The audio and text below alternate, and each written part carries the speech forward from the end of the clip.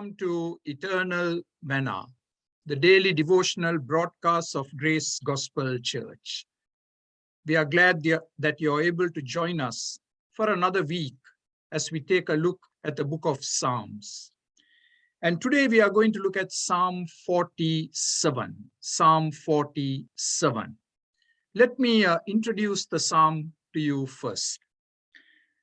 Remember in Psalm 46 and in verse 10, we read this verse, Psalm 46:10, where God says, I will be exalted among the nations, I will be exalted in the earth.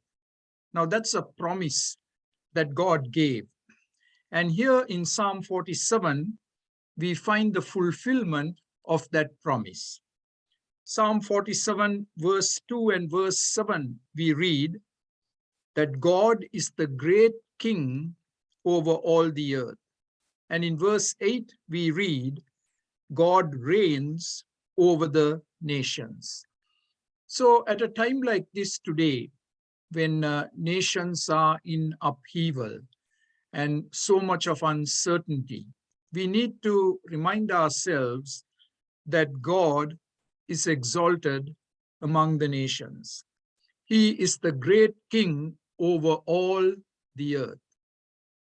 And God reigns over all the nations. It is not man. It is God who is ruling and overruling by his providence.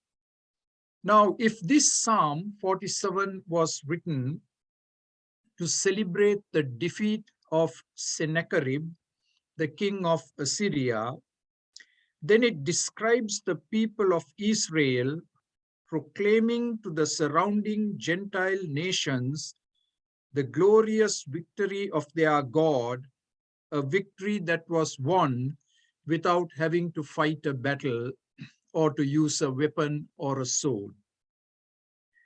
Now, very interestingly, this Psalm, Psalm 47, even to this day, is used in the synagogues on Rosh Hashanah, the Jewish New Year's Day.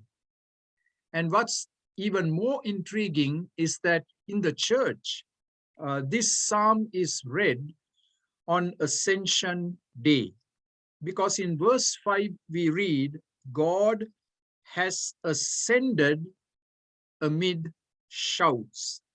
And this particular verse, verse 5, is used in Ephesians 4, verses 8 to 10, to talk about the ascension of the Lord Jesus Christ. It is also referred to in Psalm 68 and verse 18. So this then becomes a messianic psalm with an emphasis on the coming kingdom of our Lord Jesus Christ.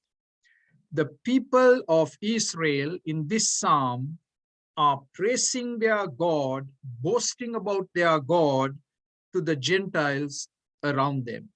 And this will come as a big challenge to us today, because we are surrounded today by nations that do not acknowledge the Lord God Almighty, the God of the Bible. They do not acknowledge the person of the Lord Jesus Christ. And we are then exhorted as a church to proclaim to the nations of the world the greatness of our God and the greatness of our Lord Jesus Christ. Now, you find this in verse 1 as I read it. Clap your hands, all you nations. Did you notice that phrase? All you nations, the nations of the world. Clap your hands, shout to God with cries of joy. Clapping the hands was a very common way of expressing praise to God. 2 Kings chapter 11, verse 12. Shouting to God, we find that in 1 Samuel chapter 10, verse 24. Shouting to God. Cries of joy, we find that in Psalm 20 and verse 5. When the king is victorious and returns home, there are going to be cries of joy among the people, cries of joy in ringing tones. Praise your God, exalt him. So there is the outburst of joy and jubilation. And of course, ultimately, this refers to the final triumph over wickedness in every shape or form. Can you see a huge transition here? Psalm 46:10, we read, "Be still and know that I am God."